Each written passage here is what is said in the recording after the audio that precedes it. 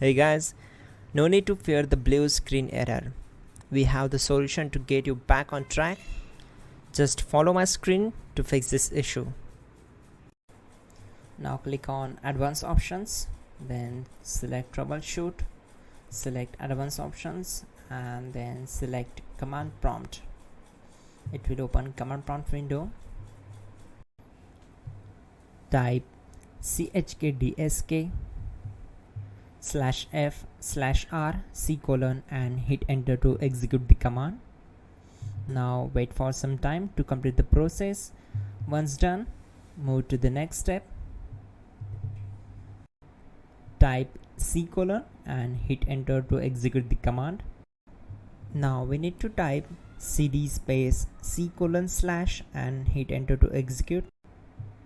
Type in cd space Windows and press enter. Now type cd system32 and hit enter. Type in cd space config and simply hit enter to execute the command.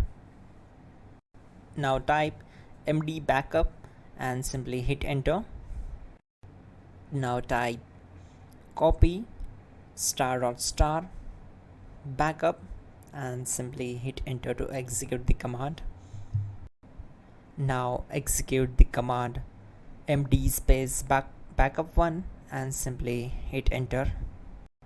Now type copy space ** space backup1 and hit enter.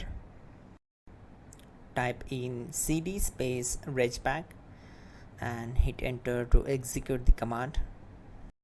Then type dir and simply hit enter.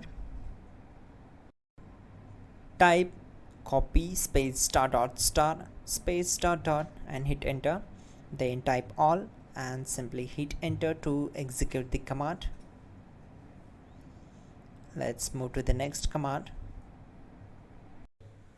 Type in bootrec space / fixmbr and hit enter to execute the command. Now type bootrec space / fixboot and hit enter to execute. Now type cd space // and simply hit enter. Now execute this command. Type cd space Windows /system32 /config /regback, then simply hit enter to execute this command. Now type this command bcdedit space /export space c : /bcd backup and hit enter. Now execute this command. Type cd space c : / and hit enter. Now type md space boot and hit enter. Type cd space boot and simply hit enter. Now execute this command. Type md space bcd. Now execute this command. Type cd space c : / and hit enter. Now execute this command.